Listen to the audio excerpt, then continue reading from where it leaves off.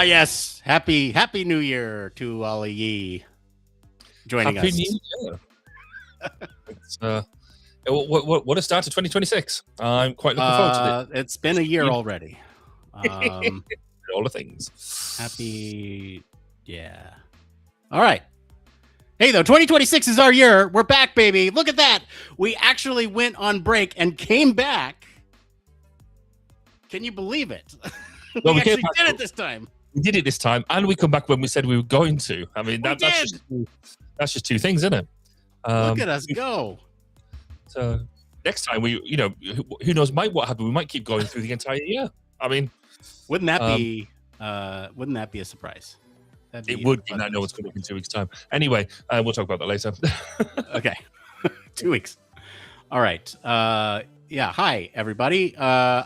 I am somebody who tries to make Barry laugh in the pre-show, the 5 minutes that we are on before we get here to you all. And I had just sent Barry a chat that said the thumbnail for this week is so stupid. I love it. And because I'm using a house screen at the moment, I've only just seen it. So, yeah. There we go. Yeah, here, should I bring up the thumbnail for reference? I feel like I you might as well. I need to. Otherwise, we're having them background jokes that nobody knows what we're talking about, and then they'll think, what are these guys even? This is UX in 2026, baby. We got it. Here's the background. Kind of. How have I done this before? Here, wait, no, that's not it. That's not what I wanted to do. You have to switch us both off, don't you? Maybe. All right, here, let me. Oh, geez. These guys don't know anything. What are they doing? I mean, long-term listeners to the show will know that for a fact anyway. Know that we actually don't know what we're doing. Sometimes. Hang on. There used to be a way to, show these. Now I'm upset because I can't remember. Oh. I've got it, Barry. Hold on. Let me bring you back. Hey. I'm going to bring back our fantastic background that we actually seldom use, which is this thing. And then now we can see our whole setup. But anyway, that's back. Let's look at this. Here we go. I got it. Look at this. That's the image. That's the thumbnail for this week. Can you believe it?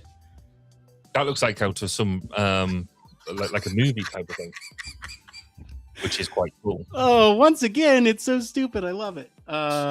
Wait, now I got to find the right one of these. Where's the thing? This is probably close enough. Anyway. Yeah, so that picture is what UX in 2026 will look like. Barry? I mean, to be fair, I don't think we're going to be far away from that. I mean, I've seen the movies. I think yeah, so that's the story tonight. What does UX look like? By extension, human factors. What does that look like in 2026? And we're covering an article, and we'll do that in just half an hour's time. Which, speaking of half an hour, surprise, we're here half an hour earlier. Yeah, if that's a surprise to you. It's a surprise to us too, because I accidentally scheduled the wrong time. But I think it's actually a good thing. I think it could work because over here in the UK, the people who are maybe going to listen to it get to listen to half an hour earlier, and maybe stay with us all the way through the show before they go to bed. Right. And more importantly, I get to go to bed in half an hour earlier, which I'm a fan of. I'm a fan of that too. I think it all works out because here's the thing: is that this is the pre-show. The actual show has always started halfway, or I guess 30 minutes into the thing. And we've always started at the top of the hour. So now if we're starting half an hour before, we are now leaving ourselves with, the show starts on the hour. Yeah, and that's it's an actual show. Yeah. I might have some unscheduled interruptions tonight. Oh. Because we are on the edge of the first storm of the year. So I'm obviously sat in the cabin at the bottom of my gown, which is where I normally broadcast from. And I've already, just to get here, we've had rain, hail, snow, and now we seem to be back to rain, I think, from what I can see. So if the tree in my garden, but we meant to get, it's the first storm we've had in a long time where parts of it we're actually on a red warning, which is imminent danger to life. So if that kind of happens and the tree collapses on top of my cabin, then can you just fill for a while? I will try, but I have to warn you.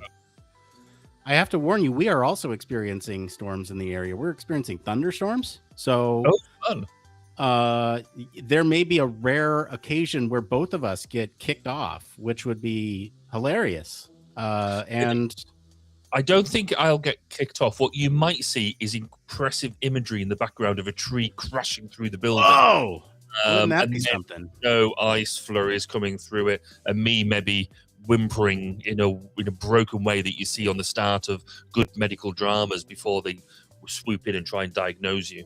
So you might get some drama out of it, but somebody might want to switch the camera off if it becomes too much.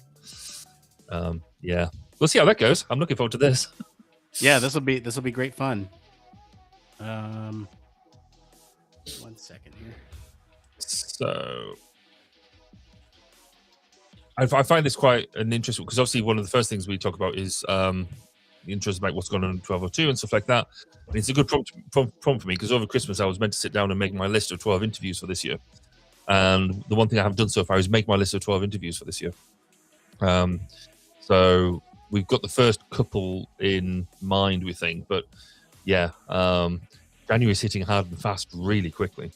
So you're telling me that we will actually have an update for 1202 when I ask you what's the latest over 1202?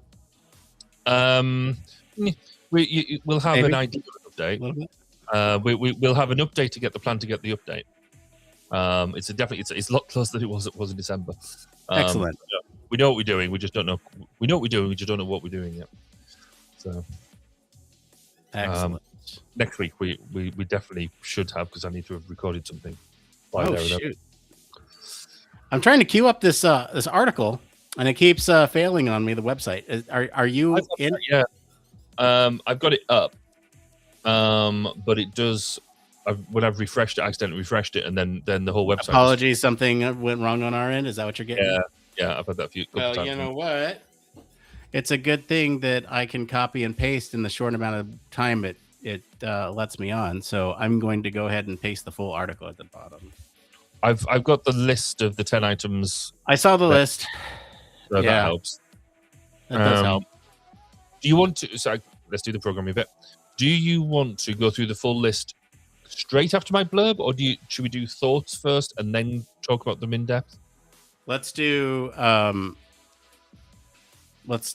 full list, then thoughts, then go one by one. Okay, cool. Well, we can just leave them there then and go back and reference them. That's fine. And would you like to read the full list, or would you like me to read the full list? Oh, you can read the blurb. I'll read the full list. Okay, that sounds good. Yes, because one of the reasons for deleting the 1202 stuff was so I actually get it all on one thing. That's exciting. All right. I think our show notes are pretty solid here. I was able to fit the full article down below. Are you able to see that? It's like way. Oh yeah, cool. Yeah, got it. Yeah. I'm just not going to refresh that other page now anyway, and try and leave that there. Yeah. It's there if we need it. What did you think of my It Came From? I like my first one. I like them too. I saw those in the subreddits, and we're still catching up over the year, so it'll be a good chance for us to go through and grab some of those and answer some of those. I guess the first one is the one where we need to work out what we're doing. I'll say the word. Fair enough. That's cool. Because that's what drew me to it. So it's where the value is, and I do have this discussion a lot. So interesting. Yeah, it'll be good. I need to put together some thoughts on those. Oh, cool. No, don't do that, Barry. We're a whole half an hour early. You cannot. I know. You cannot. I don't know about you, but when you have a break, it takes you a certain amount of time within that break to wind down properly, especially if I know the Christmas break, because by the time you stop work, you get stressed out for Christmas. You go shopping for days and days and days just to make sure you got enough food for one 24-hour period. Then you have relatives visiting, and that can be a greater or lesser amount of stress depending on who's visiting. And then you've got that space between Christmas and New Year, which you just don't know what to do with. People vaguely know what day it is, and then you've got New Year's. And then you're suddenly working out, right, well, I'm going back to work in a couple of days. And just as you get to that bit of, actually, I've probably wound down enough now, sleeping a bit later and all that sort of stuff, you're like, I've got to go back to work tomorrow. Genius. I'm on that bit now. So I've had a very productive first week back, which surprised. Which has not annoyed my team, but surprised me. It's always nice when you get back and like the first couple days are like, wait, what am I doing here? What's going on? And I'm gonna speak anecdotally about this year, or I guess this season was particularly interesting because you had Christmas that was on a Thursday, and then New Year's that was on a Wednesday and going into a Thursday, New Year's Day.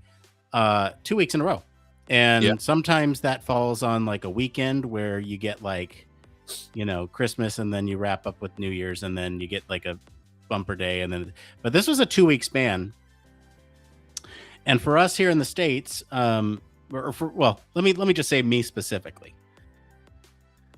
For me specifically, I had enough PTO to take off because,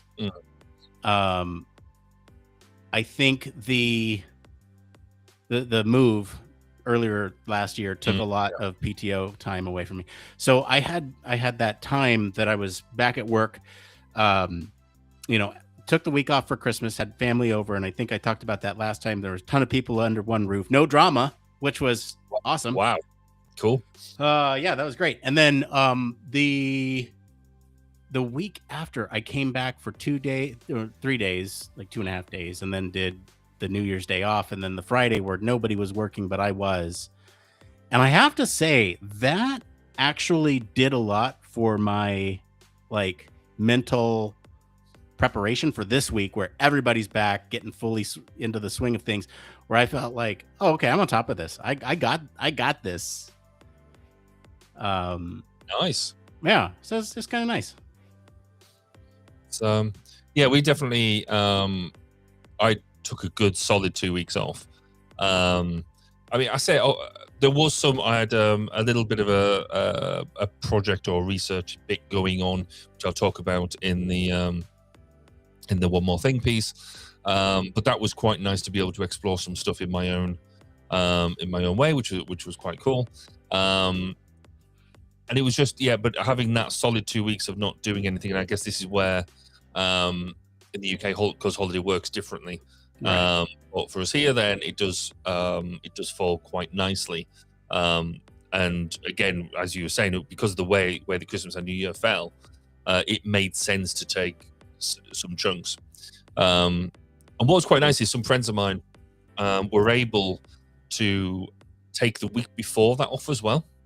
So I didn't, but some of the folks I work with, they'd saved the holiday and took that week off. So they had a really good solid 3 week break, which I remember doing a bunch of years ago when I worked for a large corporate. I would accidentally, in many ways, because I've always been rubbish at taking holiday, save up all my holiday for the end of the year. And there was a couple of years where I took the entirety of December off. I managed to schedule our projects and all, and I could just take December off, just take a month off. And I kind of missed that, to the point that I'd said to Amanda the other day, is there any way that we think we could schedule me taking a month out of this year? To which her answer, once she stopped laughing, was not so much, but I like your aspiration. If I'm not around for a random month, then that's because I managed to schedule things around me having a month off, which means I'll be here all the time. So, excellent. But we shall see. Okay. I am. What am I doing? No idea, mate. Maybe I am the. Yeah. Here. Let's see. I'm doing a thing. I'm coming up with my my responses to these it came froms, because you said it came from. I relied heavily on you to get those, and thank you. So now I need to answer them, so that way I don't feel like I am spouting. What? Oh, we could. I mean, let's face it. Of the first one, we could do an entire show on it. Or I could, because I can rant about that one.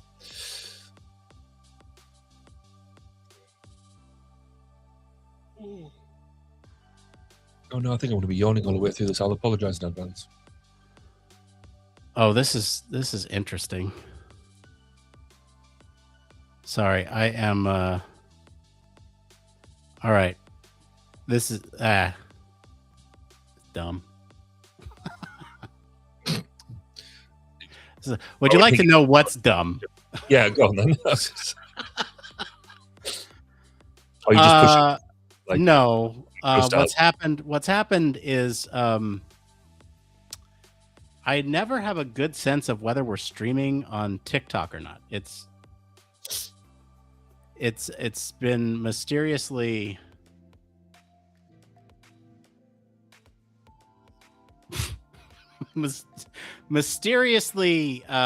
difficult to find out, and so I checked it, and okay, lo and behold, we're streaming.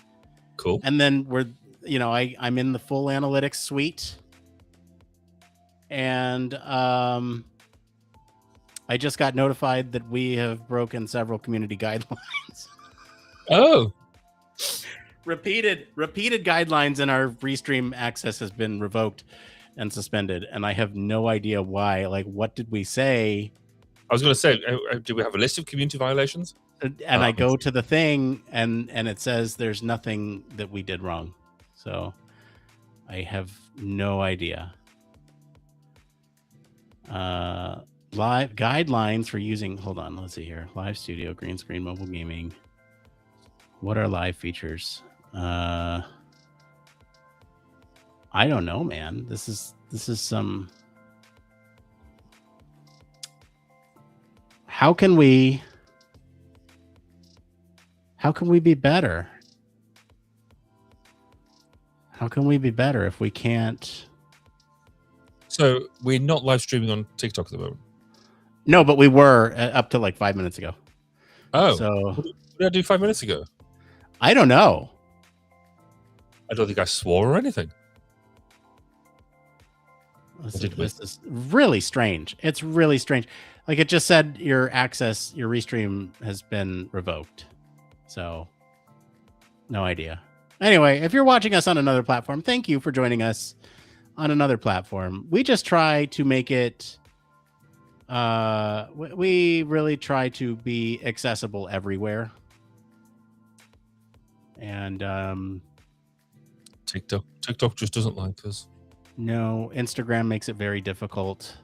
TikTok doesn't like us. Maybe. I don't know. It says it's sending data now. Who knows? It might be trying to reconnect. Who knows? Let me.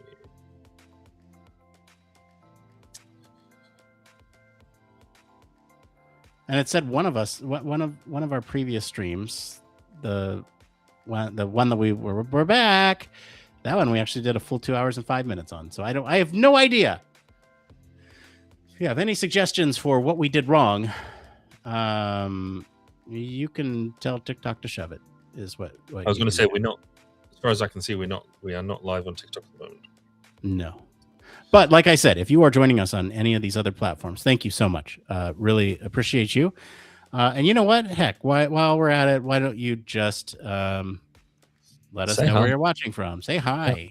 Hello. This is great. It's good to see you. This is supposed to be a community building thing that we're doing here. By doing the live streams, it's not just an excuse to do it in one shot, although that is a nice perk. So that I still do I still prefer to do all my interviews one shot. They're you just get a certain fluidity of discussion. I think the first 5 or 10 interviews I ever did, I interviewed them, then I would spend ages because of course that we going back in the time when you didn't have the editing suites that the young kids use now.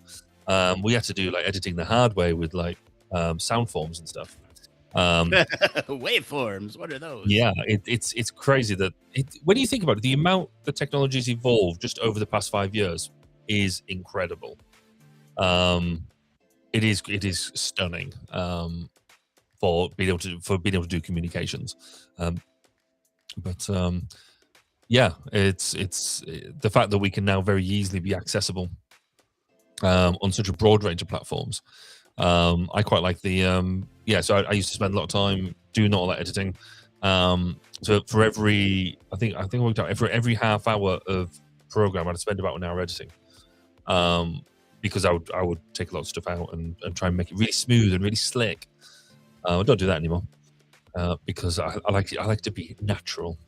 I also don't have enough hours in the day, so that's my stylistic excuse because it fits with my narrative. So here's some behind the scenes magic. I don't know. What do you call it? It's like behind the scenes insights. Behind the scenes insights for here at Human Factors Cast. What we do. So we're doing this conversation right now, right? This is a conversation that we're having live. And if you're watching on Thursday, January 8th, 2026, you are listening live with us. And if you're watching at another time, then you are not sitting with us live. And if you are live with us, why are you not saying hi? Say hello. This is great. I'm happy to see you. The thing that we do behind the scenes that I find is really effective is that we try to, or is this giving away too much of the paper? Oh, go for it. It's a good thing. Oh, I see what you're saying. Yeah, I think they'll hear about it anyway. One of the things that we do here is that we match the editing to the format. So this is a live stream. It's completely unedited. What you're seeing is what you're getting right now. If I say a bad word, there's no way for me to possibly censor that in the moment. If somebody makes a crude comment, I can not feature that. But there's no way for me to censor that in the comments unless I go in and manually delete it. But this is live. What you're getting is what you're seeing is what you're getting. There are two other formats that we do primarily. I should say primary formats. The other one being a re-airing of this. So in that, what we do is we cut the major things that are irrelevant to that out. When we do this live, we need things like breaks. And so that's why we run a commercial in the middle for the Patreon and for Human Factors Minute, because we need a little break to catch our breath, to take a drink, to reset. And that's why we do the segments as well. They kind of put us in the right frame of mind. I remove those when we do the repost because it just takes up time and it doesn't really feed a purpose. So when we repost the video, those are removed. Now they do serve a purpose in an audio format. They actually cue a listener into what section they're at, especially is useful for those who listen at an increased speed or skip to certain sections to hear certain things. So we have those at dedicated lengths. I think they're like 15 seconds to accommodate for most skipping.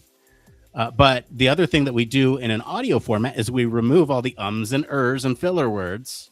So that way the conversation flows a little bit more naturally. So it's an interesting thing that we do behind the scenes is we match the format to the place that we're presenting it. And that I think is core Human Factors, as we're designing for our audience. Oh, check you. I'm much lazier. I keep weirdly that's why my editing took so long, was because I would edit out all my ums and ahs. Because then I realized that if you take out all my ums and ahs, then I'm not speaking for very long at all. When I did take a lot of that out, I got quite a lot of feedback, more than 5 or 6 people coming to me and saying, it just doesn't sound like me. It doesn't sound natural. It sounds heavily edited. was like, well, that's because it is heavily edited, because I want it for that. And they're like, yeah, I get that. And for anybody who doesn't know you, yeah, it sounds really good, but it doesn't sound like you, because it's not you. We can imagine your somebody in particular said, we can imagine you sat there doing what you're doing, and they liked imagining, which at the time I felt was slightly weird. I like to imagine you sat doing what you're doing whilst I'm listening to you. I was like, that's you're on dodgy ground. But so I could sort of see what they meant, which is why I think it's interesting as well, because I know we've had this discussion before about listening at different speeds. I like listening to all podcasts and audiobooks at normal speed, whereas I know you're a 1/2, maybe even 2 times speed person just to suck in all that data and get it in as quickly as possible. I like to think there's a certain artistry that's gone on, and I like to appreciate the art as much as the content, which is why I like the fact you've got options. Yeah. We have options for how you like to consume it. You like a natural conversation, come to the live stream. You like a slightly more focused version, go watch the video or put it on or listen to it or subscribe to it on YouTube Music, because that's where the podcast gets posted there.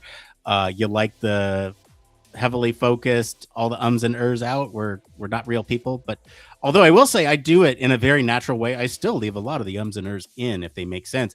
Would you like to guess at how much runtime on average is cut from a 1 hour production when I do the ums and ers and take them out? Actually, I'm going to ask everybody watching to guess in the comments. I'll do that. Guess in the comments how many minutes and seconds are usually cut when I take out the ums and ers from a 1 hour runtime podcast. And maybe I presume you say less than 45 minutes. Maybe Barry, you can put me in the private chat. You can put your guess there. Yeah. Okay.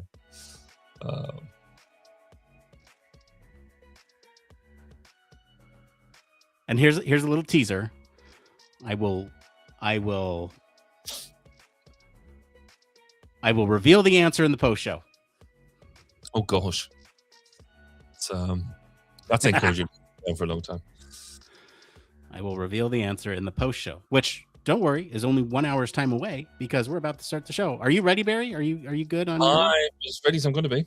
Yes. All right. Once again, if you're watching or listening live, let us know how long you think those ums and ers are. 10 minutes. We got a 10-minute guess in the chat. All right. Oh, from Andres. Awesome. He's in the lab. Thanks for watching. All right. We're going to be right back. We're going to start the show right after this thing, as soon as I can find it. There it is.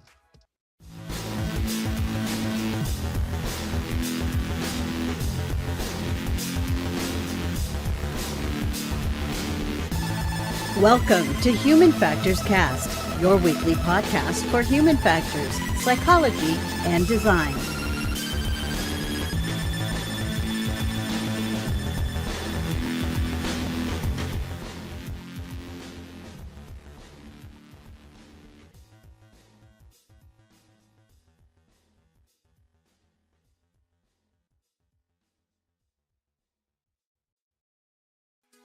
Nope, I didn't cut the music. I need to cut the music. Where's the music? Don't know. That's almost like I haven't done this in a month. There it is. All right. Take 2. Start as you mean to go on. All right. See, it's live. It's natural. We'll cut that out. We'll cut that out in post. All right. Hello and welcome back to another episode of Human Factors Cast. This is episode 312. We're recording this episode live on January 8th, 2026. I'm your host, Nick Roome, and I'm joined today by Mr. Barry Kirby. Barry, how are you? I'm very well. Happy New Year. It's great to be back in the studio. Same to you, man. Happy New Year. It is great to be back. We are back when we promised. We're back when we said we'd be. We're back, and I hope that's a good sign for the year. So, yeah, and we got a great show for you lined up as well. We're gonna be looking ahead, or I guess looking at the present, at 2026. and what some of the UX design shifts and trends are that we can expect this year.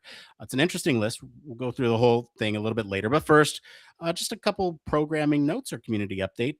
Barry, would you like to tell us what's going on over at 1202? You got any exciting updates? Yeah, we're actually going to do stuff in 1202 this year. What? Which I know I've been teasing this for a while, but it's actually going to happen. We are changing the format slightly. We are going for 12 solid interviews. So we're going for one a month, mainly because we want to ease ourselves back in. There is a half plan about doing some more chat type stuff in between. But at the moment, we're going to keep it simple. We've got 12 interviews coming up, so one a month. And so we'll have the first one out at the end of January. But looking forward to get back into that saddle too. Excellent. Well, I'm looking forward to listening to my second favorite podcast. Once again. All right.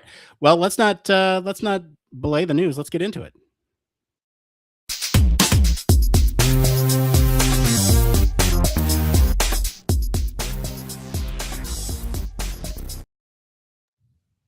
Yes, that's right. This is the part of the show all about human factors news. Barry, what is the story this week? Well, this week we are looking at the 10 UX design shifts that basically redraw the map for human technology interaction in 2026. Instead of hand-wavy predictions, the author leans on real work with enterprise design teams and conference chatter to show how explainable AI, agentic AI, and dynamically generated interfaces are changing what it means to design a screen. Voice finally becomes a serious multimodal partner to touch and visuals.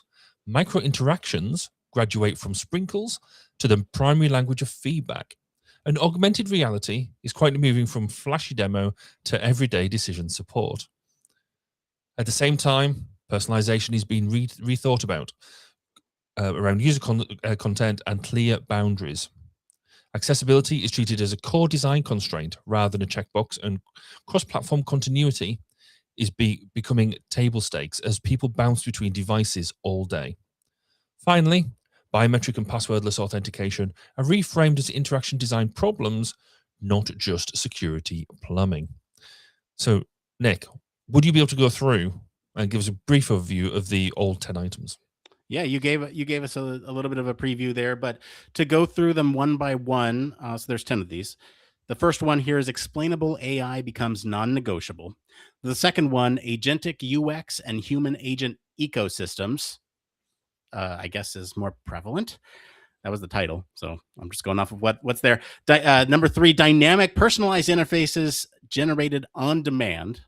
Number 4, voice interfaces finally getting their moment. Number 5, micro interactions become the language. Number 6, AR transitions from demonstration to daily application. Number 7, personalization that respects boundaries. Number 8, accessibility becomes foundational, not supplemental. Number 9, cross-platform UX that works. And number 10, biometric authentication becomes the norm.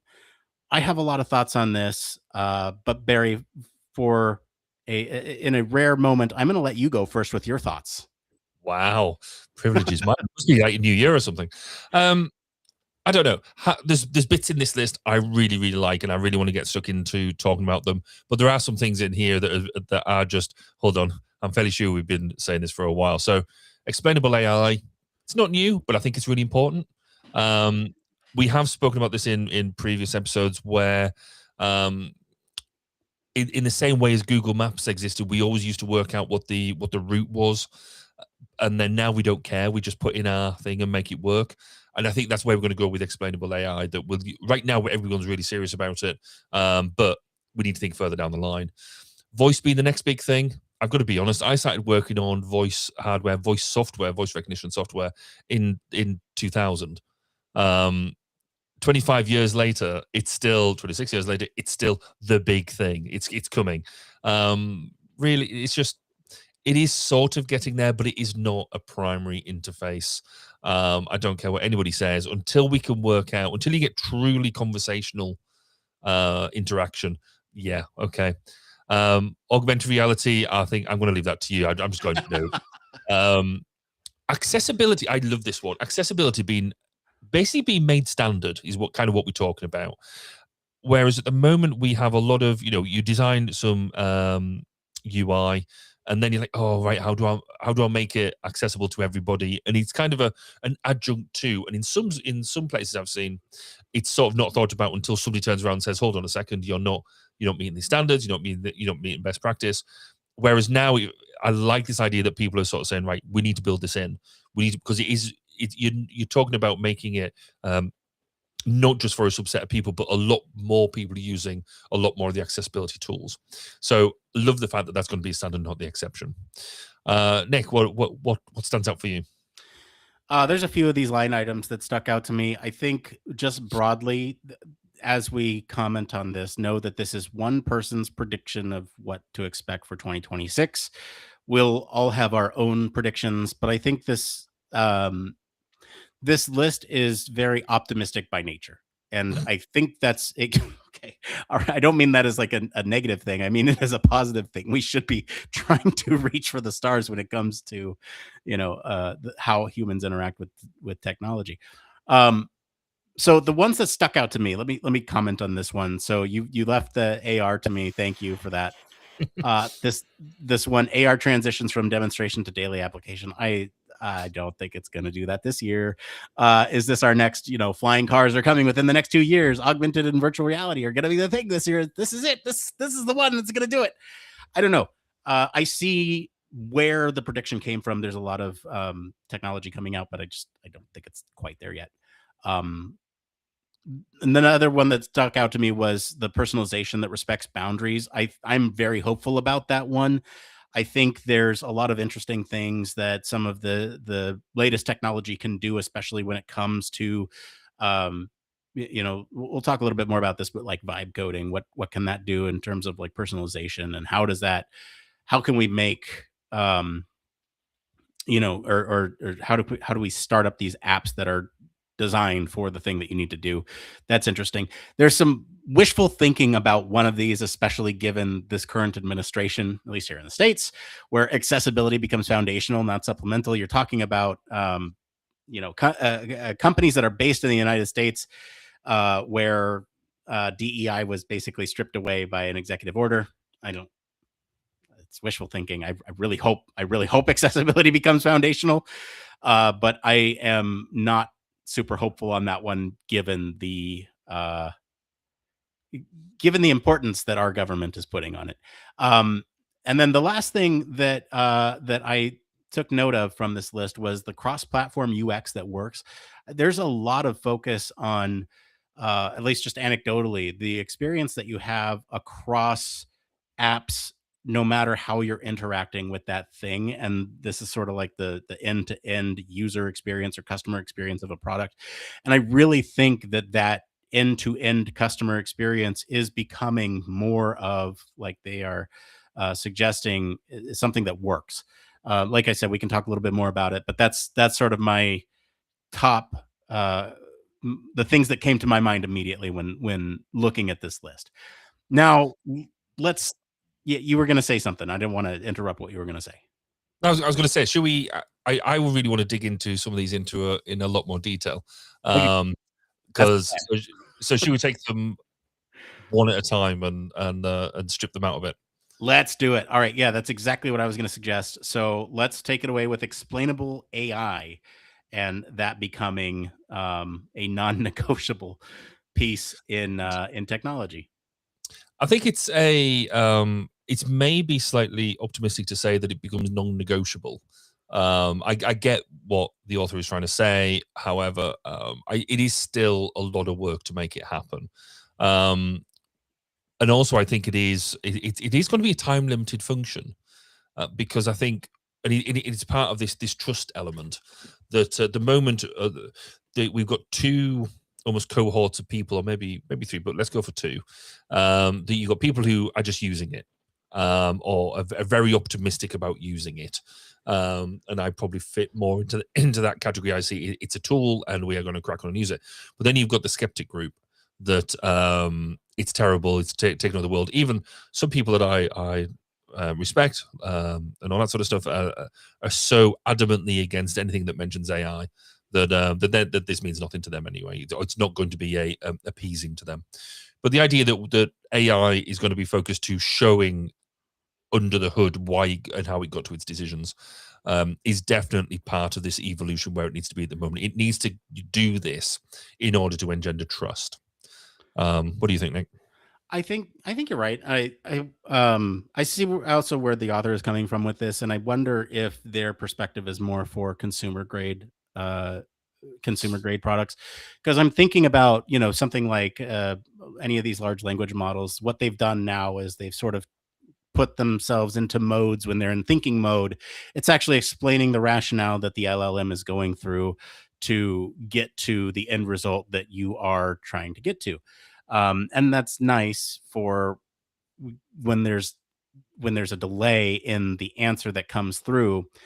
But I think you have to think a little bit broader from this perspective when it comes to AI providing support for decision systems, right? Mhm. Like decision support systems. I can imagine that over explaining, um, how it got there, it could almost increase the cognitive load of the final decision maker, where they are they need to make a decision, and there are situations in which those decisions need to happen quickly. um, the the low risk situations, I can see it being like, okay, provide all the rationale for how the AI got here. In high risk scenarios, it'd be like the provide the key points here that influence your decision, rather than the entire A to Z flow of how you got there. What are the key factors of this decision, and why help support me as the operator in whatever the thing is that I'm doing. I see the value, but I don't know if it's necessarily for every context. I think it really will. Oh no, where's the it depends button? I think it really will depend on who's doing what. It certainly does. I mean, certainly from my own experience, last couple of years, I've been developing user interfaces for AI, and a key part of that has been explainability. And one of the things that we sort of got to very quickly was with certain bunch of users, they initially thought that they wanted to see everything under the hood in order to make their decision. You're like, well, actually, we very quickly got to that piece of, well, if you're getting it to explain everything, the whole point of getting the system to do that is so you don't have to worry about it.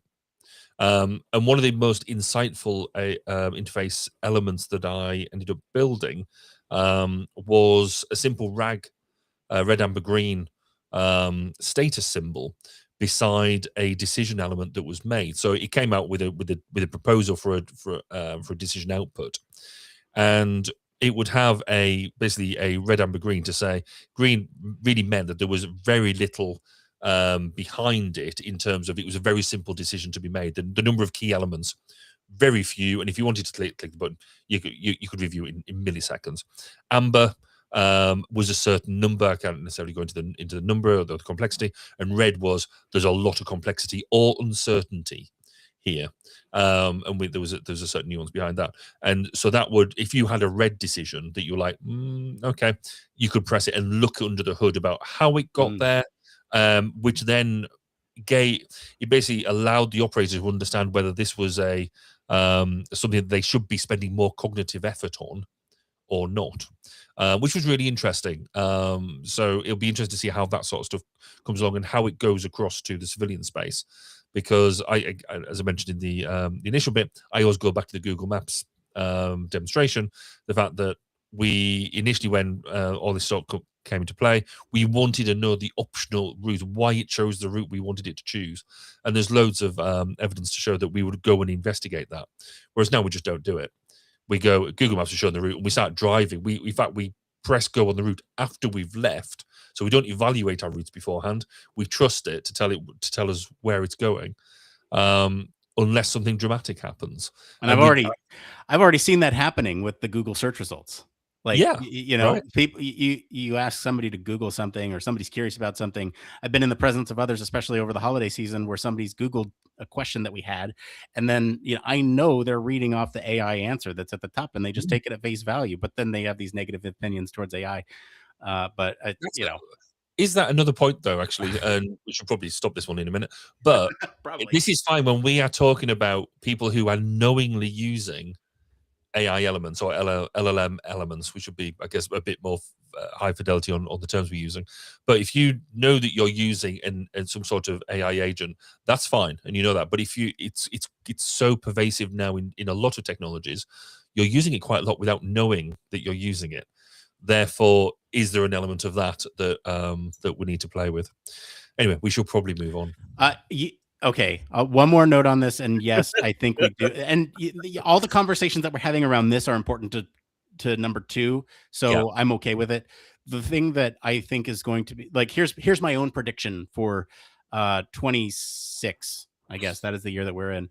Is that we're actually going to go in the opposite direction. There's like all these negative opinions towards AI, and I think one thing, rather than the AI explaining their thought process or how they become to a solution, I think there's going to be like a separate marker on um stuff on the internet, not just with content, but across the internet, that says this was made by a human.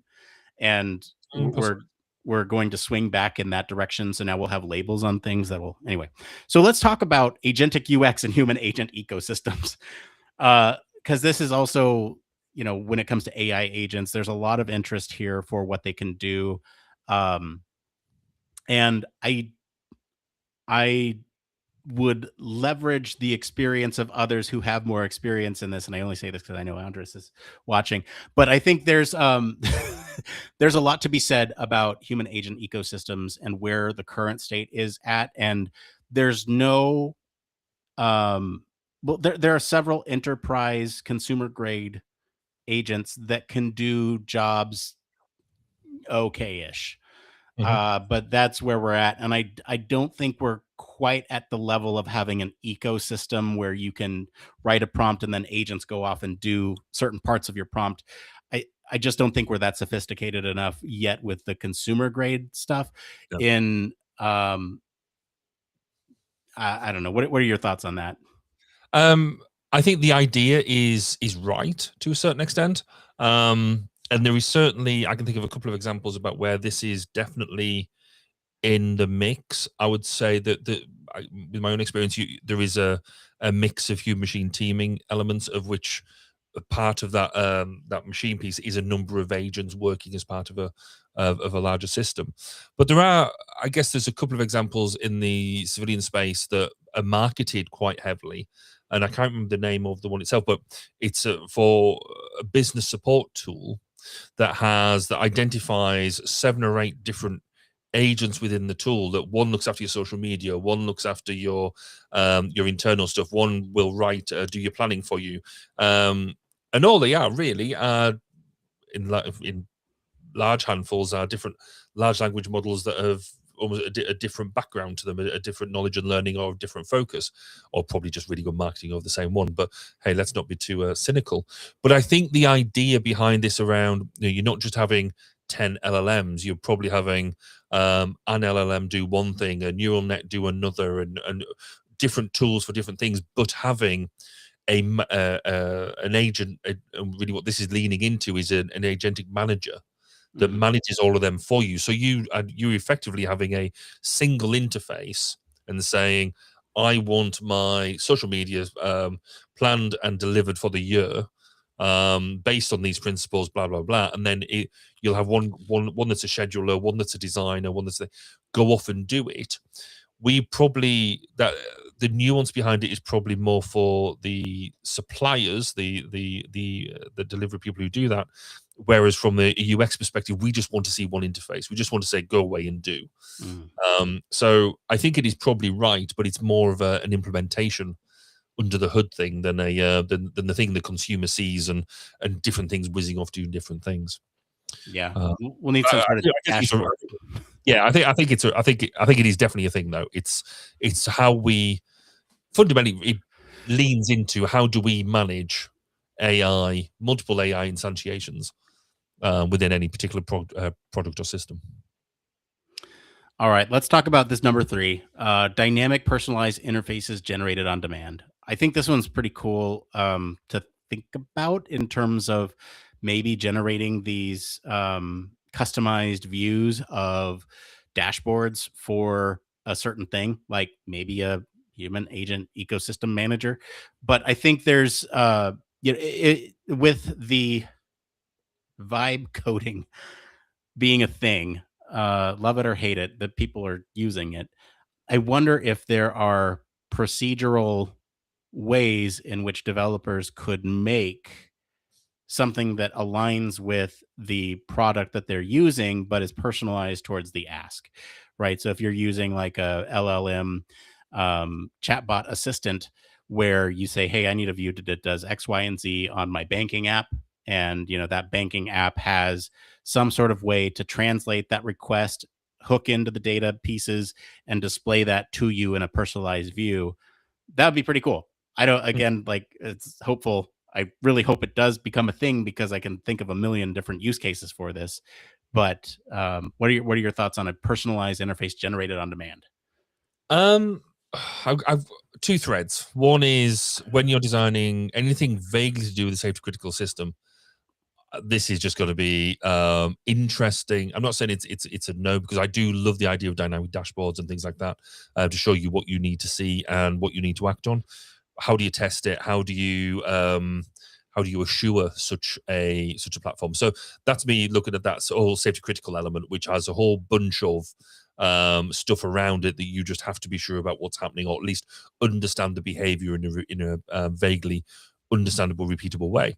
However, put that in a little box. The rest of it, I think it puts a lot more emphasis on us as UX designers to make sure that things like your style guides and that are absolutely solid, to make sure that you've got all of them elements in place, and that they're more about the interoperability, because I've seen quite a lot of style guides that you put them together with all their elements, but you don't necessarily think about every single interaction, because you always think about them in predefined frames of one way or another. What this is really talking about is saying, right, we'll take your toolbox and use that, and so it's going to take a while to get the guidance absolutely right, but it could be quite cool. Like I said, I really like the idea of these dynamic dashboards. That dashboards are really popular at the moment, and I've got whole lots of criticism around that. But the fact that if you can get it to dynamically show what is important to your business or your system or your enterprise, whatever it is, rather than having just 7 or 8 different charts there waiting to you look at every day and that type of thing, it could be really quite cool. The versatility of it could be amazing.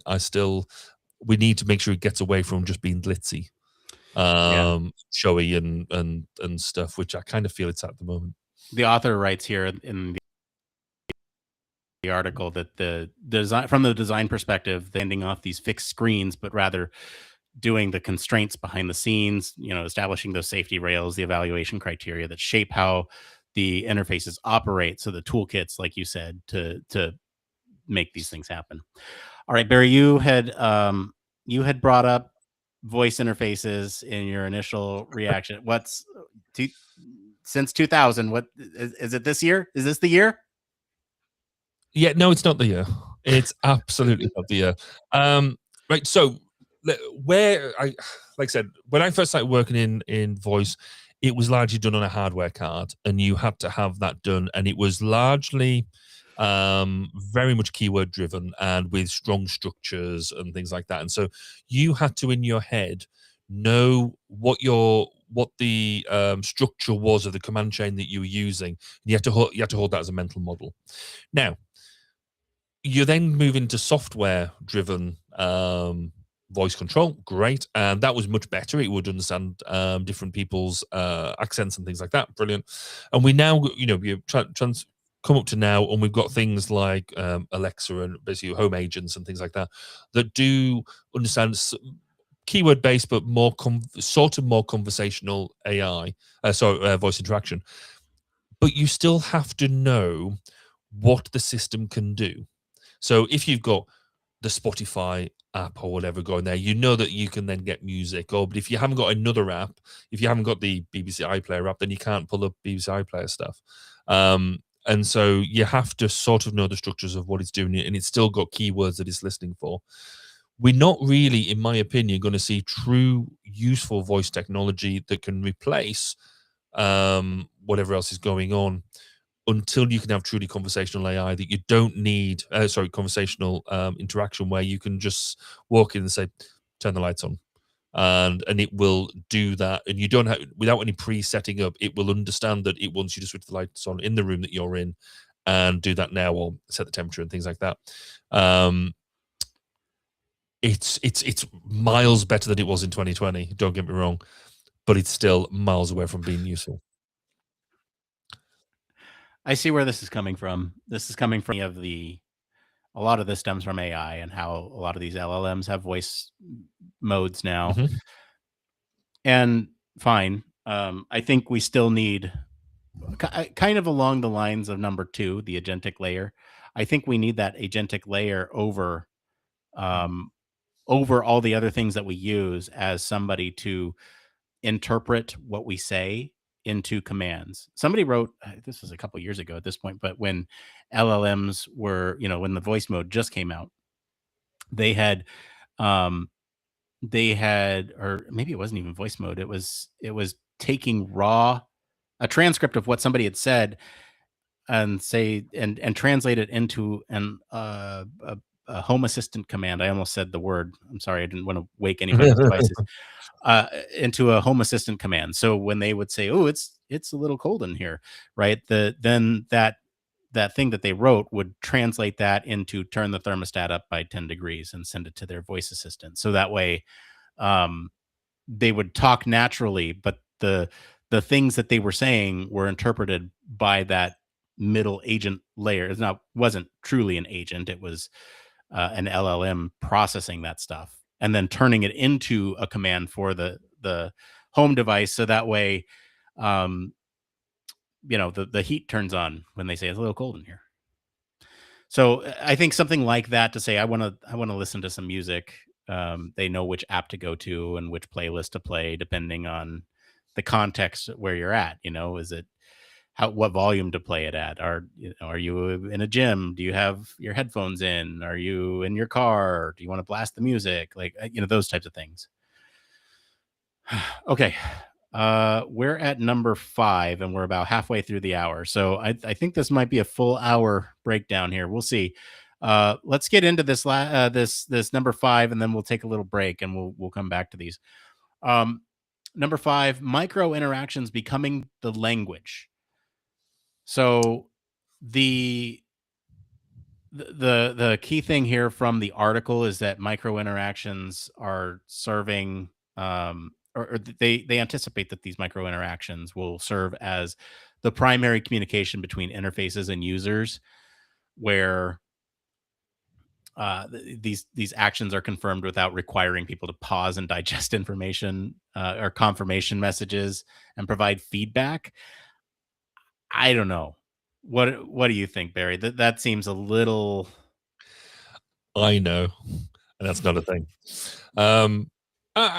So I think there is definitely a digital generational aspect to this, because I think that the ways that we, in fact, I would say there's probably a difference in the way that I interact with things like phones and things like them and my devices, and it'll be different to the way that you interact with your devices, which will definitely be very different to the way that my kids interact with the devices.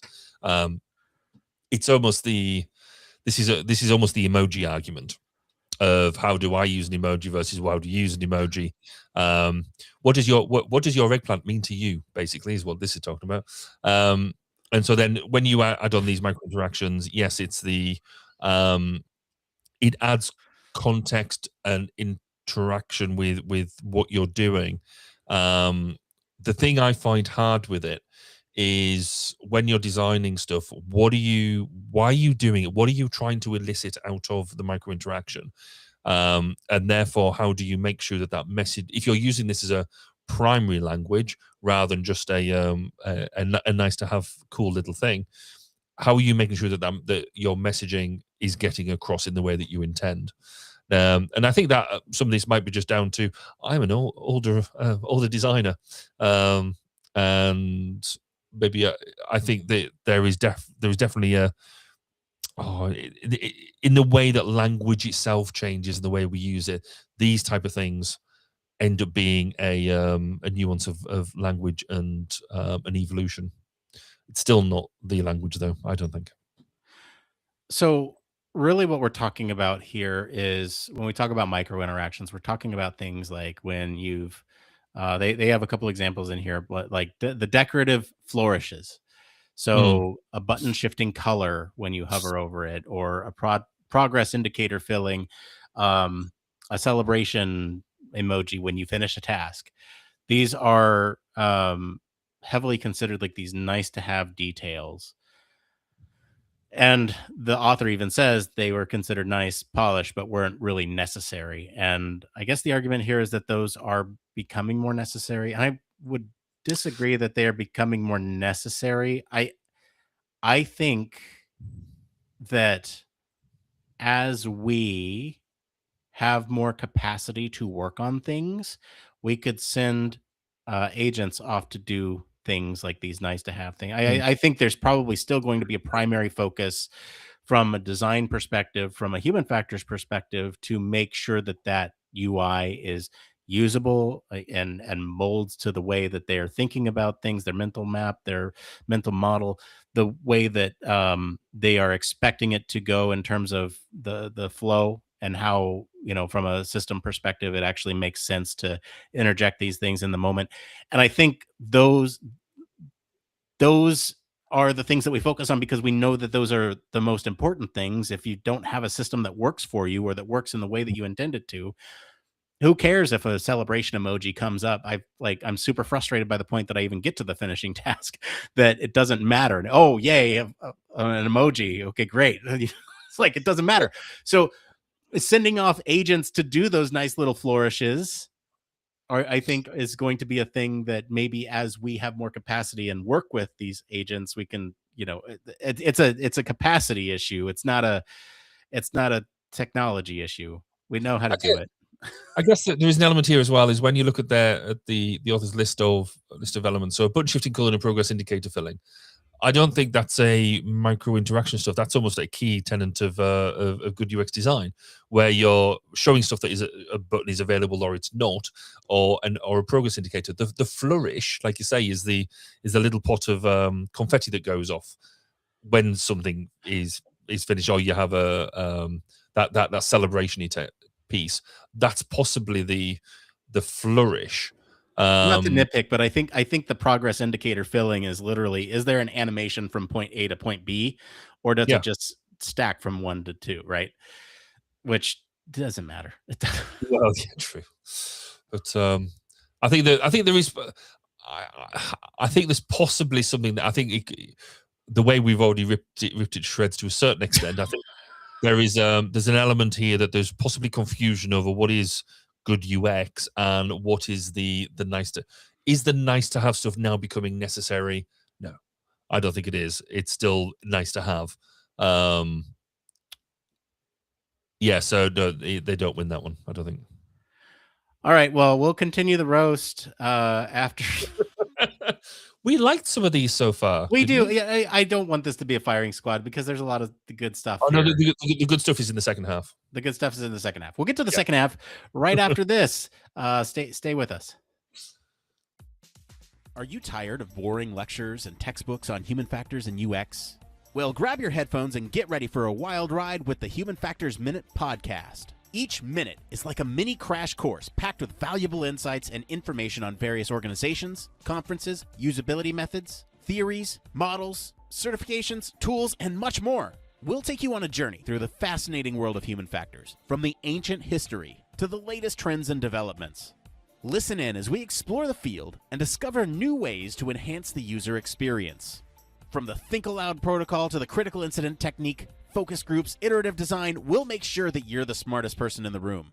Tune in on the 10th, the 20th, and the last day of every month for a new and interesting tidbit related to human factors. Don't miss out on the Human Factors Minute podcast, your ultimate source for all things human factors. Human Factors Cast brings you the best in human factors news, interviews, conference coverage, and overall fun conversations into each and every episode we produce. But we can't do it without you. The Human Factors Cast Network is 100% listener supported. All the funds that go into running the show come from our listeners.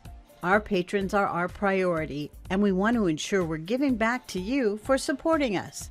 Pledges start at just $1 per month and include rewards like access to our monthly Q&As with the hosts, personalized professional reviews, and access to the full library of Human Factors Minute, a weekly podcast where the hosts break down unique, obscure, and interesting human factors topics in just 1 minute. Patreon rewards are always evolving, so stop by patreon.com/humanfactorscast to see what support level may be right for you. Thank you, and remember, it depends.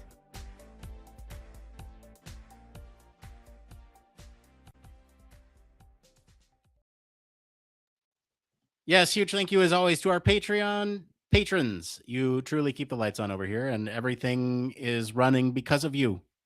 We really couldn't do this without you, and really appreciate everything that you give to the show. We seriously, you're the greatest of all time. You're the goats, as the kids would say. Do kids say that? I don't know. What do kids say now? Let's get into the second half. Barry, you said that the second half was going to have the good stuff, and we start with this one where AR is transitioning from demonstration to daily application. And I said I didn't want this to be a firing squad, so I'm going to quietly mention like two things and then Homer Simpson into this bush over here. I think there's two things that I want to bring up, and the first thing is that yes, technology is getting better. There are many makers out there that are providing devices that are less cumbersome and less what's the word I'm looking for? They're less cumbersome, and there's less barriers to like putting the thing on and using it. They're coming now in like glasses forms. Great. When you think about augmented reality, there's still a lot of barriers that we haven't figured out, like battery life, like projection mapping into your own personalized environment, the actual apps on the thing that make it effective, and the integration of those apps. There's still a lot of things that we still need to figure out. I don't think we're quite at the daily application, but you know what? I'm going to be optimistic and say, yes, December 31st, 2026, we will be closer. Well, we've got to be closer. Closer to what? I'm not entirely sure. I mean, I think, to be fair, you're right in that where we've come from to where we are now, we are in a very different space. I mean, even go back 15 years, Google Glass comes out, and people were having all sorts of uses, trying to work out how to use this augmented reality capability. And more recently, I think the biggest push out is what the Meta Ray-Ban sunglasses that have had a number of different interactions with them. Fundamentally, this boils down to what makes it useful. And there are some specific jobs where, yes, absolutely, this sort of thing is helpful, as long as it can map the terrain that you're working with and you're using that augmented piece well. Some people seem to think that if you can just throw up your email on your glasses, that's augmented reality. It's not. That's just a mixed reality of being able to use, being able to see through things while you're doing. It's got to actually allow you to interact with that environment in some way, or at least allow what you're seeing on your glasses to be interactive with the environment in some way. And there are only so many times and places where that's actually truly useful on a daily civilian application. So you or I wearing them. I still want some because I love playing with this sort of gadget. There are other roles though where you could actually see we're probably at a place where some of it can be used. So maintenance types tasks, the surgery has always been one of these use cases that this is crying out to use well. We still haven't got around the how do you keep them sterile and things like that, but we're probably closer. So I think I'm going to lean into what you said. I think by December we will definitely be closer to better be it being used. But to quote a colleague of mine here in the UK, the way we use terms like augmented reality are nothing like the actual reality of using them in the first place. So yeah, can we stop shooting these now? We've got to have some. We're going to have some fun. We were optimistic about that one. December, we're going to be closer. Yes. All right. Number 7 here, personalization that respects boundaries. The author here says people want these personalized experience until they realize what the system needs to know to do them. And I think they bring up Netflix's recommendation engine, and they opt in to personalize when they thumbs up something. That's kind of what you signed up for. But the difference is, like, take like an information broker and having advertisements being shown to you because of things that you may have hovered on a website to, or things that you glanced at once, is what they say here. And the hope here is that these personalization things will respect your boundaries when it comes to privacy. And we can talk a little bit more about privacy later, but this non-intrusive way to present some of these personalization things is you know what, I'm going to be hopeful and say yes, this is going to become a thing. No, don't shoot it down. I'm not going to shoot it down. I think there's an element here about we want to have our cake and eat it, because really what we're talking about is not whether I'm getting shown the right advert on Google. That's how it manifests. Is we see, oh, why is my Facebook? I'm just searching for something on Google. Why is Facebook suddenly showing me things that I was looking at? That isn't, for me, the sinister part of this. That's actually just good business and good marketing, in the fact that I know that you're interested in something, and I'm going to do what I can to put my product in front of you. We have that when you walk into any grocery store, any shop, at physical shop, that shop is laid out. It's not just randomly laid. Some of them are, but it's not randomly laid out for whatever. That everything in that shop is strategically put together to appeal to the people who are going to walk through the door. So from that perspective, this isn't the way that they use data isn't necessarily a bad thing. However, it's the undercurrent of it. It's how they sell the data to each other. That basically you're providing data, and then they are profiting off you, not from your interaction with them, but just off your interaction being sold to somebody else. It's the way that it's sold into the black market, the dark web, and things like that. It's the way that the governments use the data without you knowing. I mean, I was shocked. I shouldn't have been, but I was shocked when I was looking at a product that came out of CEX. In one of the articles that we've been looking at, and there is a women's hormone tracker, and my wife turned around and said, "Oh, just if you do mention that, just make sure to recommend to every woman in the United States that they don't take that up, they don't use it, because anything you put into that system can be sold or obtained by the government and used against them, particularly in post Roe versus Wade." And you're like, wow, didn't even. And if you're just looking at this sort of stuff, would it enter your mind to think that deep into how your data is being used? So we get all up in arms about how your data is being used to promote stuff to you. I think that's nothing. It's the deep, it's the sinister, it's the stuff that goes on with your data that you don't know. So how we go about this, given what you mentioned earlier about how different governments are dealing with data, how we deal with this is going to be quite interesting. And I don't think any how we manage that and be less opaque about it, I think would be a really, really good thing. But it's going to take some big players It's going to take your Metas, your Microsofts. Well, to here's together.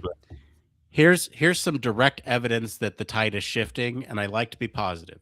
So the thing here is that we're talking about data, we're talking about our rights with privacy. I will say that oftentimes there are California is at the forefront of some of these privacy initiatives, and one that just came out this week is the drop. But I don't know if it's like the drop act or drop function, drop, delete, done, delete request and opt out platform. That's what it stands for. Right. And what this does is allows California residents to log in and have these data brokers delete your data just like that. Wow. Cool. That's what it's for. And this is for anyone who's a California resident. It's privacy.ca.gov/drop. So you can go and do this right now. If you're a California resident, you can get started. You can sign in and verify your eligibility by saying you live in California. So I couldn't do it here in Arizona. Create your profile, and then you submit your request, and then boom, all your data is gone. And that is awesome. And it's good to see that things like this are happening. Okay. We have just a few more, so let's kind of speed run through these as we have about 13 minutes left. Let's see. So we talked about personalization that respects boundaries, accessibility becoming foundational and not supplemental. You seem pretty hopeful on this one. Yeah, I think so. I think the idea that we build accessibility into what we do as standard rather than it being a bolt-on is a really good thing. And there are standards out there that that allow you to check for these sort of things, but they're always almost an extra rather than being the way we do work. So I think if we can build this in, and really it's about there is a business case for doing this, in the fact that we normally think about people, when we talk about accessibility, people being blind but still being able to access stuff. Actually, it's just being able to change the size of the text. So people with different reading styles or different reading abilities can engage with that stuff, as well as having the big stuff like read aloud and things like that. So accessibility is becoming broader. If you look at if you've got an iPhone or an Android, look at the accessibility functions that are available within the accessibility area. That is much broader than it was 10 years ago. 10 years ago, you might have some changes of light and changes of size and stuff, whereas now there are so many different elements that you can tune your device for it to be more accessible to you. Yeah, I think this is going places. I think there's there's a lot of programs, at least that are government funded here, that require projects to adhere to something called 508 compliance. And section 508, and it has a lot to do with like the web content accessibility stuff. And so I think building that in is good, and having a lot of companies that do government contracts, they'll need to do this by default almost anyway, so why not roll it into the other stuff that they're working on? Yeah, it makes sense to me. It tracks. Even though I jested in the original thing that this is probably not going to be as much of an importance given the current administration. I think it still is important, and I think a lot of people know it's important. And like you said, accessibility is a good business case. You design for all, and then you design for a special population, and everyone benefits from it. So I'm right there with you. All right, this cross-platform UX that works. This one's cool to me. I think I really do think there's a lot of focus on this cross-platform UX, and I think it comes from everything from like shopping all the way down to like actual utility apps, right? So I'm thinking about two examples in particular that not everyone, but a lot of people have experience with. One of which I'll just mention, like Amazon, right? They're doing a good job. No matter if you log on to their mobile app to buy something or the desktop, it's kind of a seamless experience. The things that you looked at on one, and I know that's a very simplistic answer, or it's a very simplistic example, but it's an example that works, right? The things that you look at on one platform are going to be there on another platform. The lists that you do, it's applied on both. The other thing that I think works really well is, and this is a selfish plug for you to get on our Discord server. But Discord is also a really good one that works where you can log in on your phone, log in on any device, and chat seamlessly across, and those messages sync and all that stuff. Again, very simplistic thing. It's mainly just a call for you to get into our Discord so you can have conversations with us. We're bored and want to have conversations. But I think there are many other scenarios where this would work well, like task software, or any of these pieces where they would need to hold information on a database and then retrieve it when you access it on a different platform, whether it's a dedicated device or your phone or your desktop or your work computer or whatever. I think we're all working towards a much better future here. Yeah, I completely agree. I mean, for me, a really good example at the moment, I think I've mentioned them twice already, Microsoft have really got their game together with Office 365. You can be doing it on the app, you can have a web version of it, you can do it on your phone, on a tablet, and you've largely got access. So it's smooth across different bits. I can be working it on my laptop and then pick it up, edit the same document in the evening on my phone. And have other people playing and on the same document at the same time. So I can choose the most appropriate UX that I want to engage with. And I think that's where a lot of these are going. It's almost less important that you have a specific interaction with the app. It's the data that's important. It's the content that you're working with that is now the prime driver. And the more accessible you make that, you make that data then irrelevant of the platform. So whether you're producing an app and it's going on to the Play Store or the App Store or wherever, you've got to be able to do the interactions and be able to do the same thing across all of them. You want a seamless experience.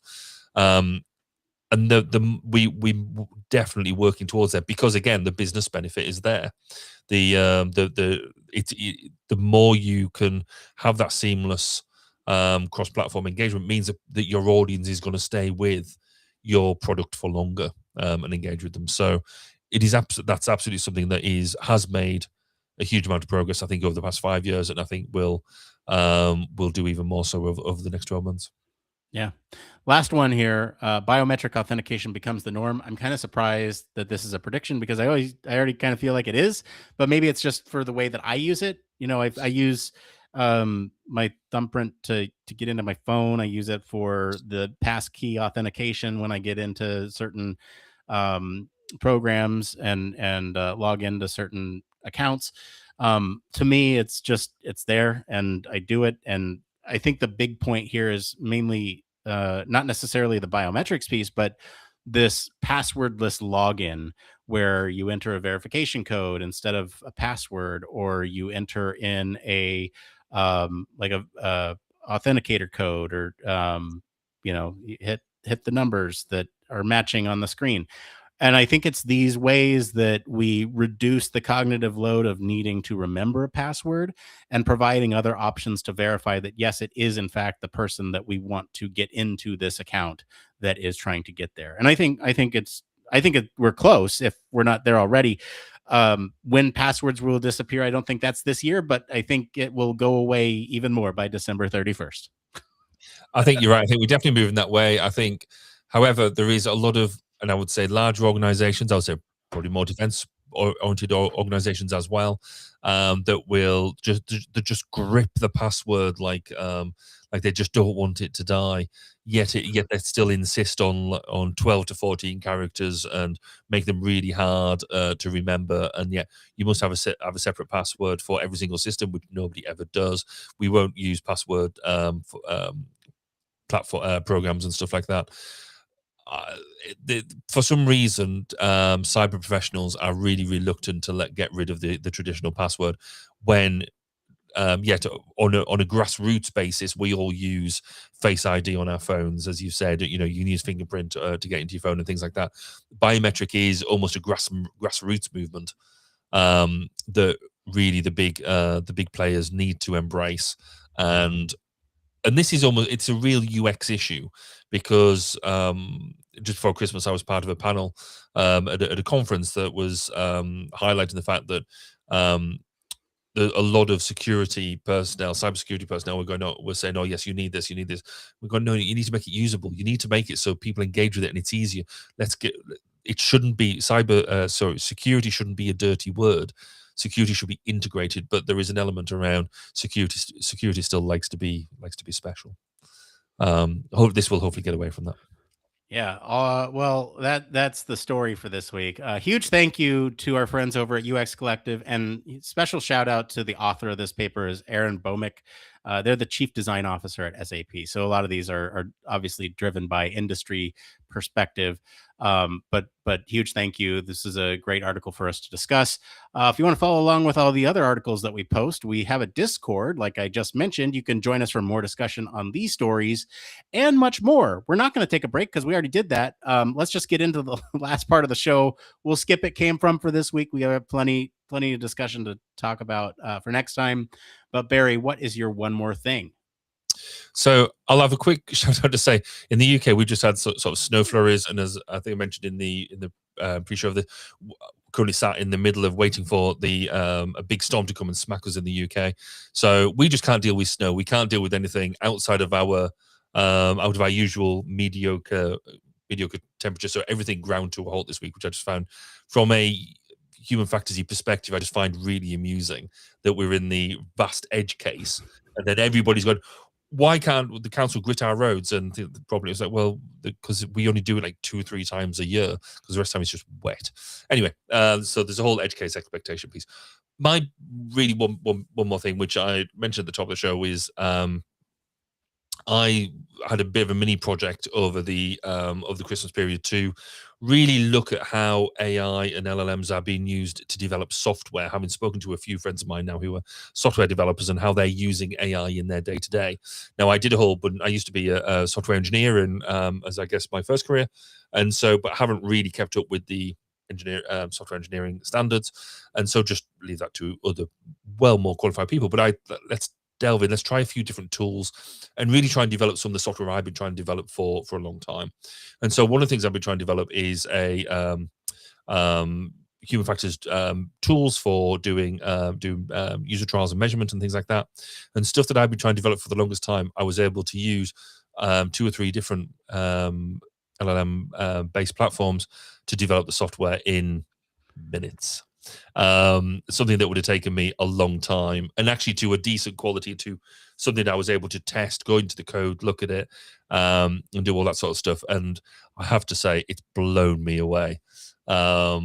Developing proper full-on stuff that I could actually go in and get into the back of. So it's not just developing something that's just a fancy bit of UX, but actually looking at the stuff in the background and how it's put it together. I had great fun, and a proper busman's holiday bit of a thing, and yeah, thoroughly enjoyed myself. Look out, world! Barry's vibe coding. Yeah, look out. My one more thing's very, very different from yours. It's you ever get a power tool in your hands and you just feel unstoppable?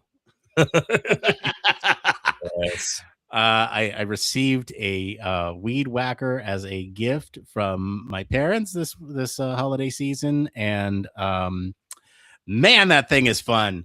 It just has so much power. It's an electric one, so you don't have to carry on the cord with you, and it just it does the spinning and the weed whacking, and then you're just whacking everything, and you just, oh, it's so much fun. And then you spend an hour out there, and then you realize that you're covered in dirt and peppered with rocks, and just you should have not worn shorts and flip-flops. So this is your reminder to wear PPE whenever you can. It's a PSA for you. OSHA would be very proud of me, I think, for the gear that I was wearing. Shorts and flip-flops with glasses, no protective goggles. So yeah, don't do that. Don't be like me. Be like Barry and vibe code. But that's it for today, everyone. If you like this episode and enjoy some of the discussion about the upcoming stuff you can expect for 2026, I'll encourage you to go listen to any of our other prediction-based episodes and see how wrong we got it. Comment wherever you're listening with what you think of this story this week. For more in-depth discussion, you can always join us on our Discord community and comment over there. Visit our official website, sign up for our newsletter, stay up to date with all the latest Human Factors news. If you like what you hear, you want to support the show, there's a few ways that you can do that. One, you can leave us a 5-star review wherever you're watching or listening right now. That is free for you to do and really helps out the show. Two, the thing that helps out a little bit more is that you can tell your friends about us. If you're embarrassed by us, then what are you doing here? I don't know. You should just tell your friends about us so they can be embarrassed too. Or three, if you have the financial means to and want to contribute to this show that way, you can consider supporting us on Patreon. And that goes to much more than just the show. That helps support the lab and the folks that we have in the lab creating fun and interesting ways, which we'll always have more stuff to talk about later. As always, links to all of our socials and our website are in the description of this episode. Mr. Barry Kirby, thank you for being on the show today. Where can our listeners go and find you if they want to talk about vibe coding? If you want to come and talk about that, find me on LinkedIn, Facebook, most socials except for the ones we don't talk about anymore. As well as if you want to listen to me chat to really cool and inspiring individuals and teams and groups in the Human Factors community, find me on 1202 The Human Factors Podcast at 1202podcast.com. As for me, I've been your host, Nick Roome. You can find me on Discord and across social media at Nick_Roome. If you're watching live, stay tuned for the post show. For the rest of you, thanks again for tuning into Human Factors Cast. Until next time, it depends.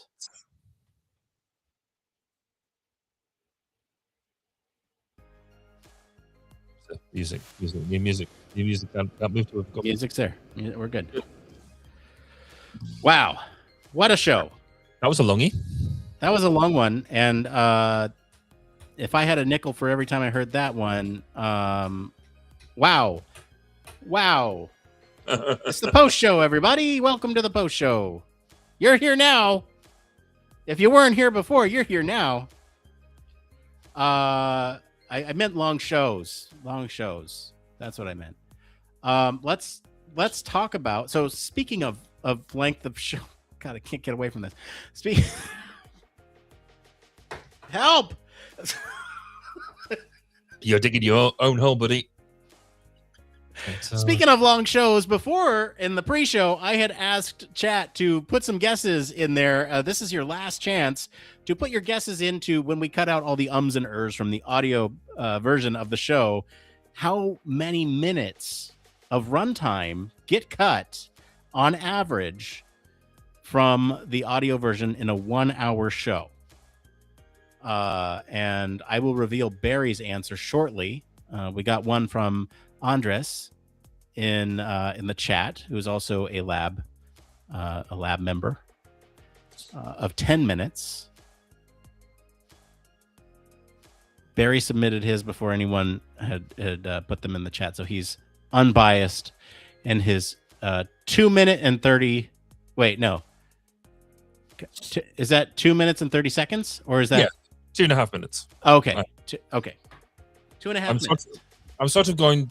So logically, the way I sort of worked this out was, doesn't take is less than a second to do. I do a lot of them. However, by the time you chop most of them out, it was sort of got to pile up, because you also said that, you know, in some of the versions we take out the ad breaks and stuff like that as well. So it's there around it still stays around the 55 minutes sort of max. So it can't be that long, but it's still going to be a chunk. So I'm going for basically 2.5 minutes. All right.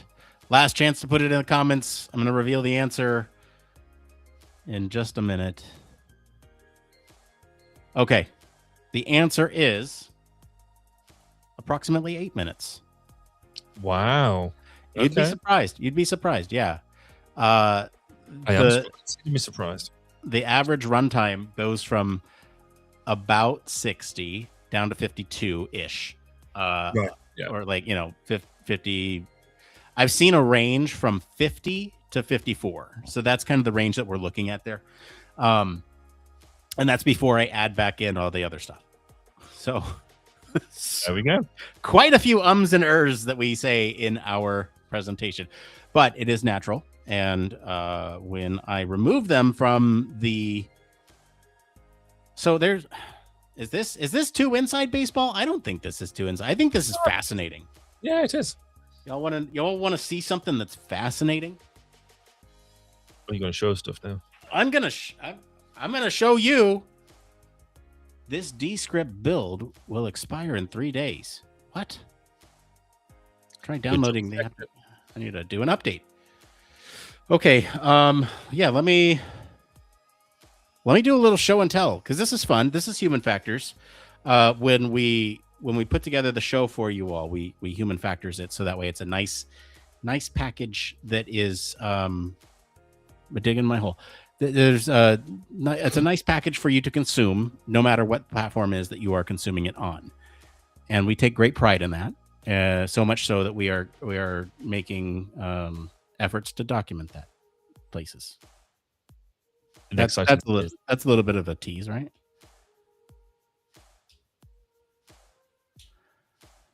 Okay, come on. You can.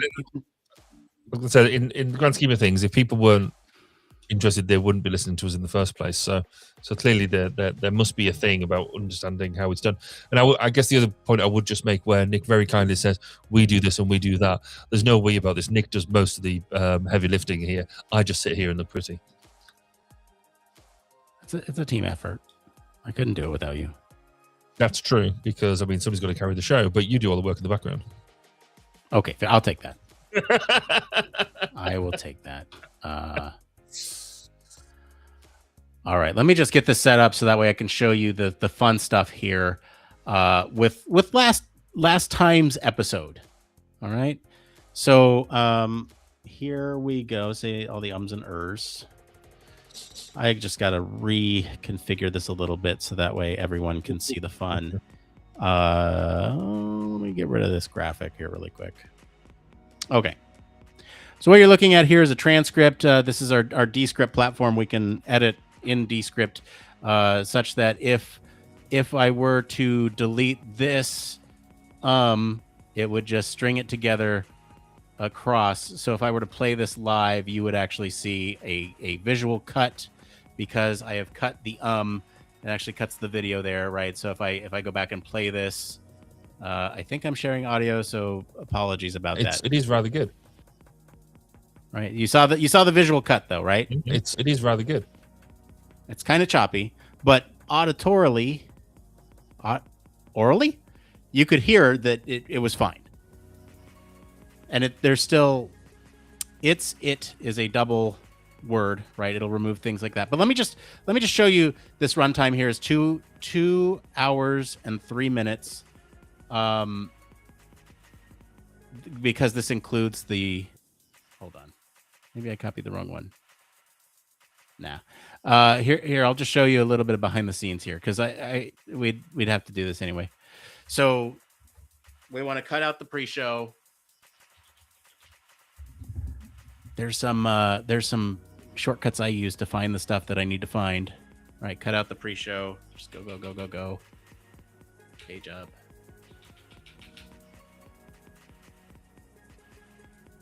Come on. There, page up. Bye. So there's our start.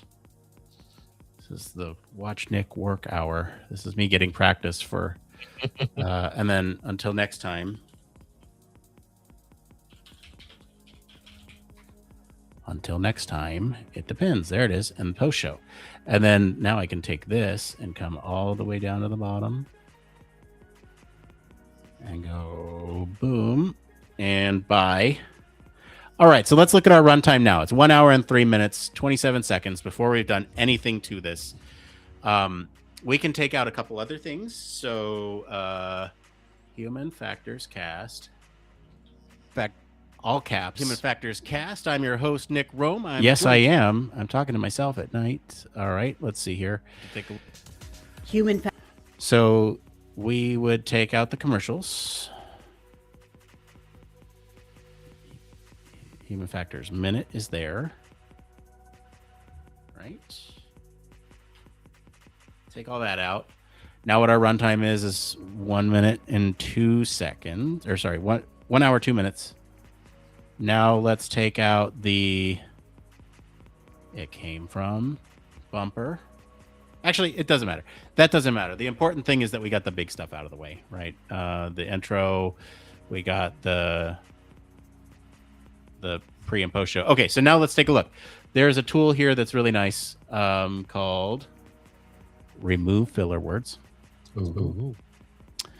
And this little toggle here is what makes it listenable in the audio format. If it would sound unnatural, it doesn't cut them. But it does cut them if it sounds okay to just cut them out. You can see all the underlines is where our offenses are. So you can see me getting the preamble here. There's a lot of offenses. I think you have less offenses than you give yourself credit for. Right, you can just kind of take a look. Right now it's finding all those instances, which is why it's going there. You know.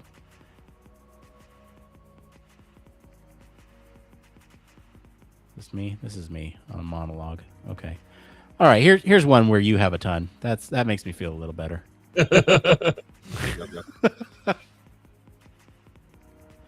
So anyway, it's looking right now for all of these instances in which these filler words or duplicate words show up. And you can actually filter this. Appears 289 times. I think the interesting thing is that it's the repeated words that do it for us, Barry.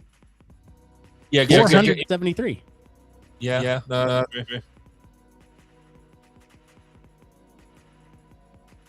Isn't that crazy? It is interesting. I guess there is a lot of times certainly start the iPad. Just wow. Even my phone wants to join the conversation. Okay, so it's found all the cuts that are not harsh. And so if we remove those, look at our runtime goes from 102 to 57. So it's removed about 5 minutes from last episode. And that's just removing the cuts that are not harsh. So there you go. That's a little bit of behind the scenes.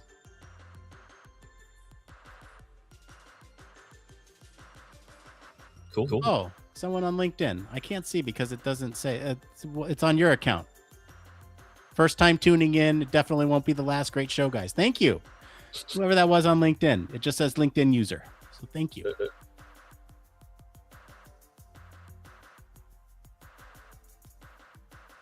Maybe you can get an answer. Might be not showing for privacy reasons. So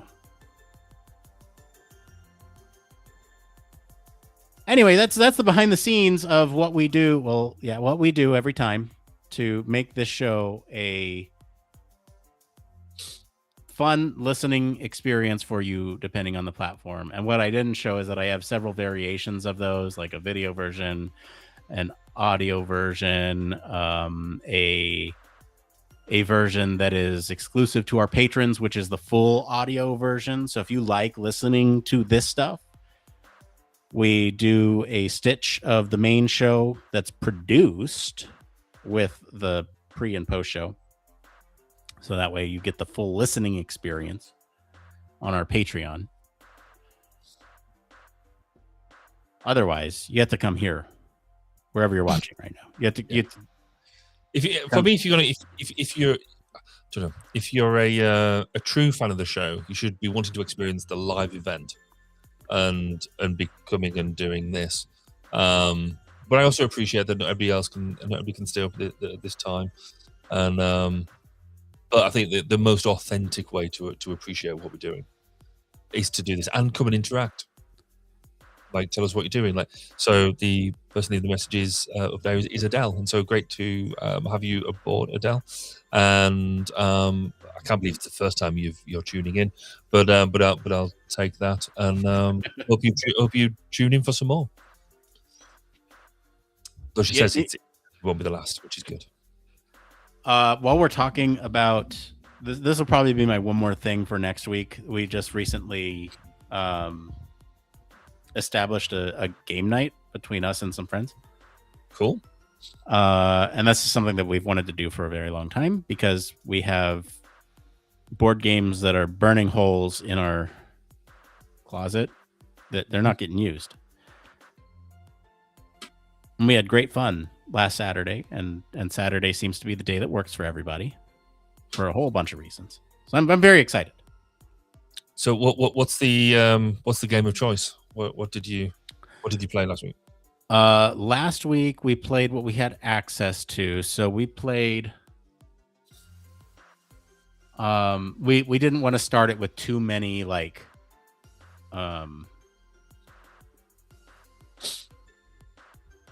overthink things. So we just played a couple party games, like a couple card games. One of which was You're Getting Old, which it focuses on things that old people do, and then kind of talks. There's like an opportunity to be redeemed if you know some like young person slang or know of a thing that would be a young person's thing. Cool. Okay. You know, and you know, some of those might be quite topical, but some of those can be fun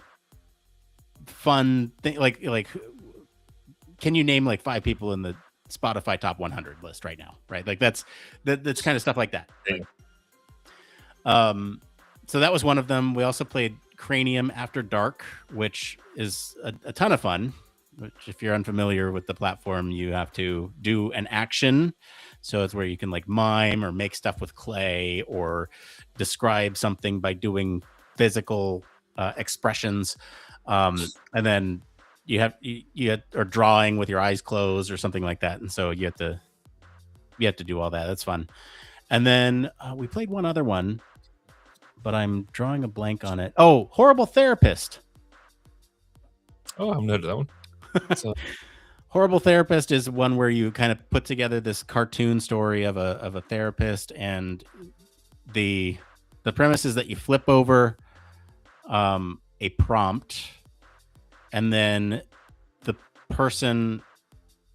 there's one person that chooses the answer to the prompt, right? So it'd be like, so what happened at the wedding might be the prompt, and then there would be 3 answer cards, and then the person would choose an answer card like, oh, well, I ended up with a flat tire or something. This is a very, very PG answer, but I ended up with a flat tire. Right? What happened at the wedding? I ended up with a flat tire. Boom. You put the answer down, and then everybody has to provide a treatment for the flat tire. So the treatments are everybody else's contribution. And then the person who chose the answer gets to choose who made the best funny. It's kind of like Cards Against Humanity or Apples to Apples, if you've ever played either of those, that kind of put together the story. So that's the other thing that we played. It's interesting. We've certainly most of my team, they're all very much into their games. In fact, one of my team definitely has walls upon walls full of all the different types of games. We have a not insubstantial collection, but we found out over the years that all of us are very different types of game players. So, what game types you like? So, some of them like the ones that will take you 2, 3, 4 hours to play, and you have to work through all the evolutions and stuff like that. I've tried a lot of them games. My attention span just doesn't work for it. I like games that are, I guess, a bit lighter and frothier. Is where I describe them. So they make the event. So you're doing they're a good mechanism for socializing and things like that. There's some basic games that I do go back to, but it's interesting seeing how different people work with different games.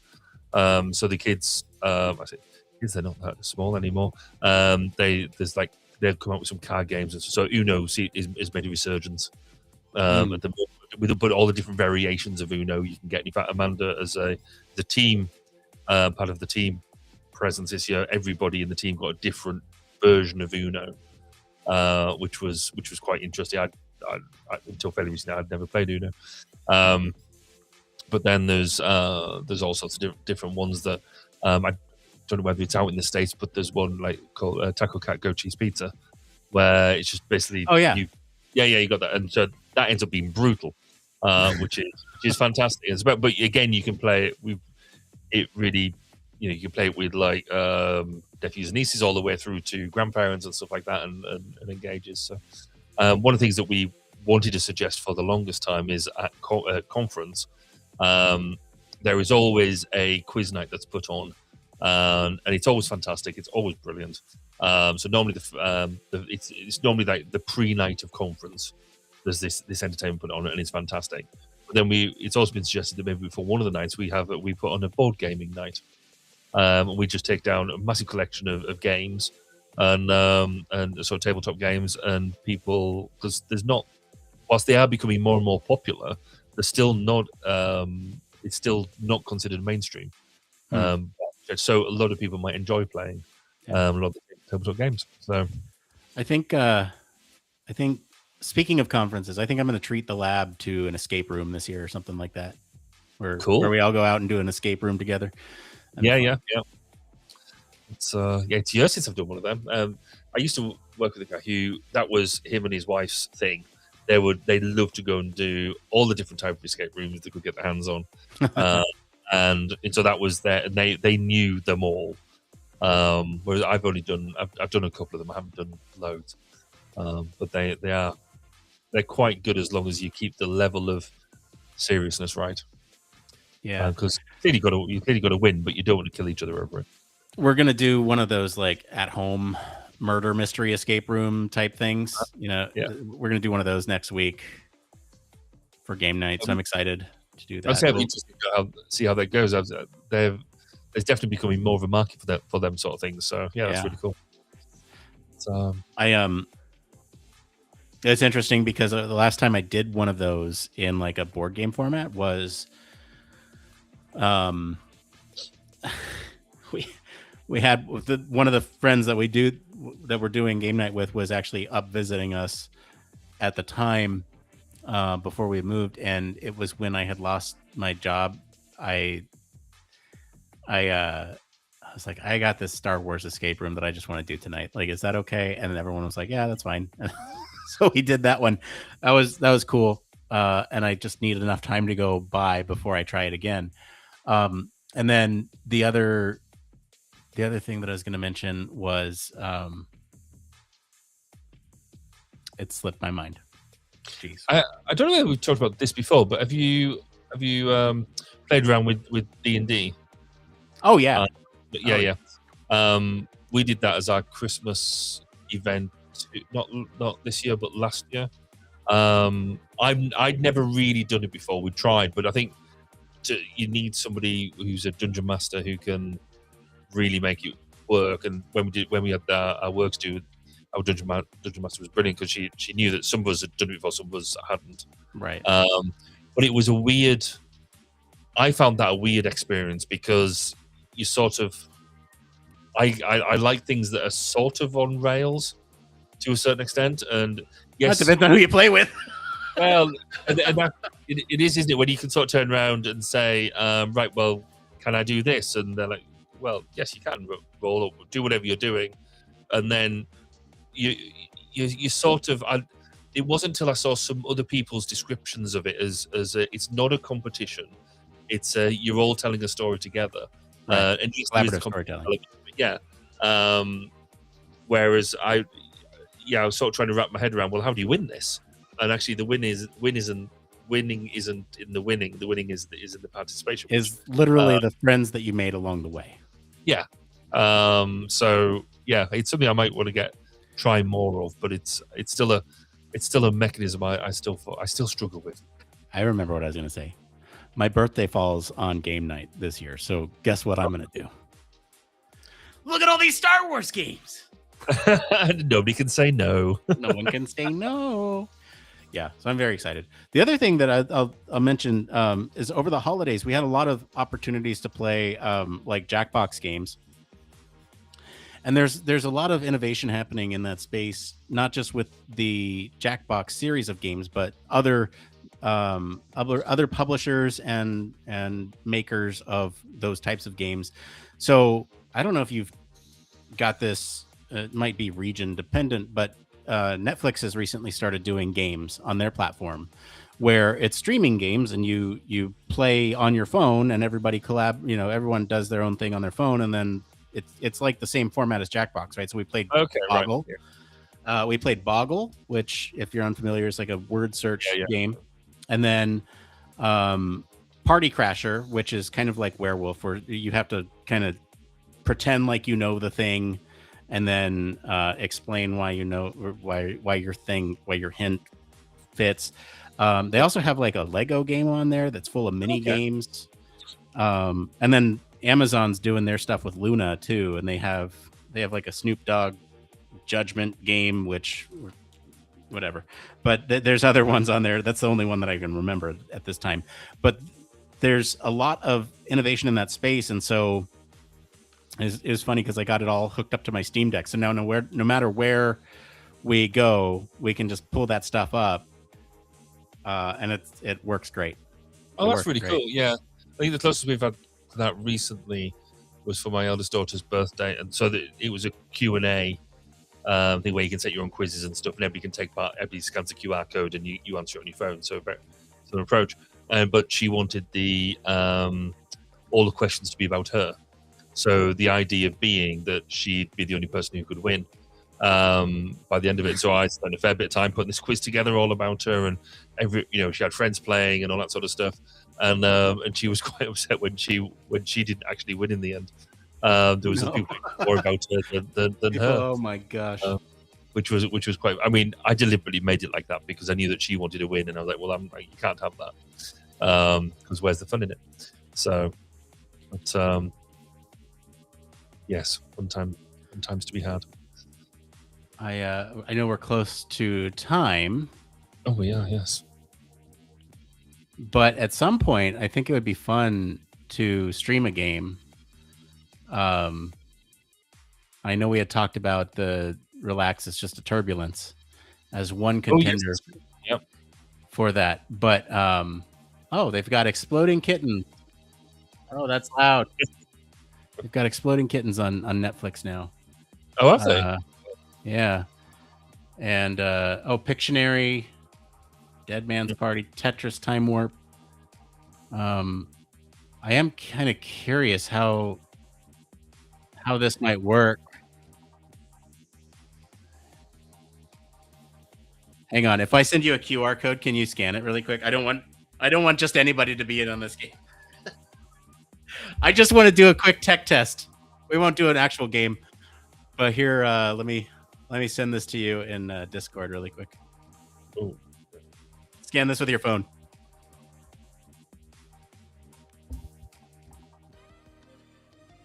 Tech test.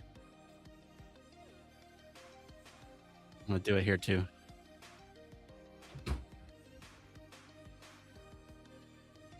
Yep, I'm in. Awesome. Hang on. Where am I? There I am. Hang on. This tech test will start. Okay, hold on. So, what's this? Oh, this Netflix. Okay, cool. Yeah, hold on 1 second.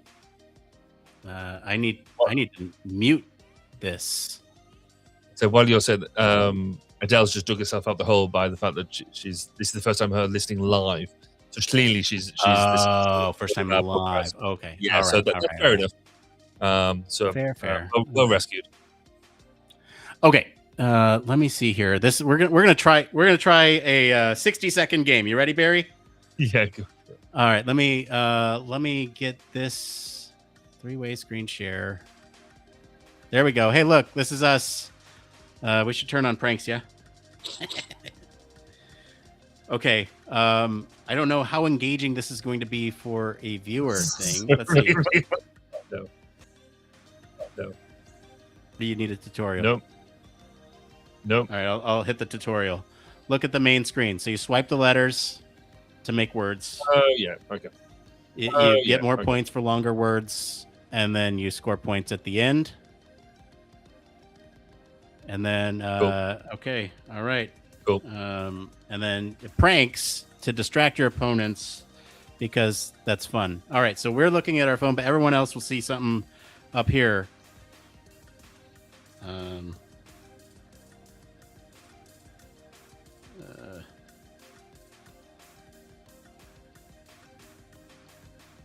This is so much more pressure when you have to talk and do this at the same time. And geez, this is fun. This is I beg to do.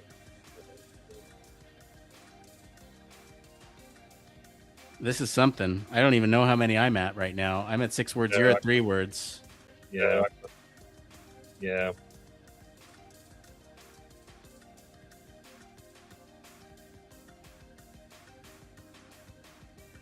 Um, 2 seconds.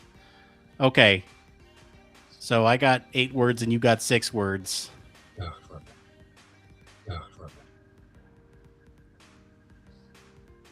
So now it'll do sort of a scoring thing, and I'll make this go fast so that way we can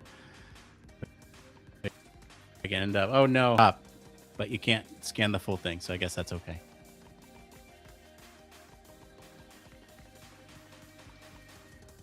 Oh, look at you! You still won, even with less words, because you found the longer word. Well, this is quantity, you see. Look at that. Go you. Played. All right. Well, that sure was fun. And it worked. It worked. We just played a game across oceans, across continents. It's true. That's crazy to me. I really like that. That's quite cool. Maybe we make it a point to do this more regularly with Could we make that? We could make it a post-show activity and let everybody join in as a free-for. Ooh. Yeah, we could. Yeah, so, I mean, there has to be some protections here. I think with the scanning, I'll have to think about that because. So does that use? Is that logging into your account? It is, and it's not that. Oops, yeah, okay, that's not up for everybody. So it's not that I don't care that other people play with us. In fact, I would love that. The thing that I want is some sort of level of moderation. I don't want people jumping in with bad words as their name or things like that. Yeah. If we had like trusted players, that might work too. So. Yes, that's true. Some sort of level of yes, there's got to. I mean, surely they've thought about that in some way, but then I guess they wouldn't expect you to share the. I know Jackbox has. Jackbox has certainly thought about that to where they don't show that stuff. Where they do show it for like an audience, and so the audience can like vote on things and do other interactive elements. But I don't know about Netflix. I'll need to look into it. Is what I'm saying. Yes, I'll have to as well because we might have to play that on tomorrow evening, just for funsies on with the family. Well, I didn't know it was there. I wish you a funsies night with the family playing that, and next time we'll be back is what the something. Yeah, we need to talk about dates because actually in 2 weeks' time I'm going to be in some sort of field, I think, doing trials, so we're gonna have to mess around with that again. All right, so we'll not the 22nd, but maybe the 22nd at a different time, maybe the 23rd at a different time, maybe the 21st at a different time. 2 weeks ish. Something around that we'll make it work. As soon as we have more information, we'll post the updates so that way you all can be notified whenever we go live. And if you join the Discord, you'll be notified when we go live anyway. So there you go. Awesome, sis. Awesome. All right. Hey, well, it was great hanging out with you, Barry, and thank you everyone who showed up today to hang out with us as we talked human factors. It was great fun. like I said, to continue the discussion, we're hanging out in Discord. So come do that. Until next time, though, I guess you don't have to go home, but you can't stay here. Is that what they say? Something like that. All right. That's Closing time. Cool. See you next All right. time. Bye, everybody. Bye. Are you tired of boring lectures and textbooks on human factors and UX? Well, grab your headphones and get ready for a wild ride with the Human Factors Minute podcast. Each minute is like a mini crash course packed with valuable insights and information on various organizations, conferences, usability methods, theories, models, certifications, tools, and much more. We'll take you on a journey through the fascinating world of human factors, from the ancient history to the latest trends and developments. Listen in as we explore the field and discover new ways to enhance the user experience. From the Think Aloud protocol to the critical incident technique, focus groups, iterative design, we'll make sure that you're the smartest person in the room. Tune in on the 10th, the 20th, and the last day of every month for a new and interesting tidbit related to human factors. Don't miss out on the Human Factors Minute podcast, your ultimate source for all things human factors. Human Factors Cast brings you the best in human factors news, interviews, conference coverage, and overall fun conversations into each and every episode we produce. But we can't do it without you. The Human Factors Cast network is 100% listener supported. All the funds that go into running the show come from our listeners. Our patrons are our priority, and we want to ensure we're giving back to you for supporting us. Pledges start at just $1 per month and include rewards like access to our monthly Q&As with the hosts, personalized professional reviews, and access to the full library of Human Factors Minute, a weekly podcast where the hosts break down unique, obscure, and interesting human factors topics in just 1 minute. Patreon rewards are always evolving, so stop by patreon.com/humanfactorscast to see what support level may be right for you. Thank you, and remember,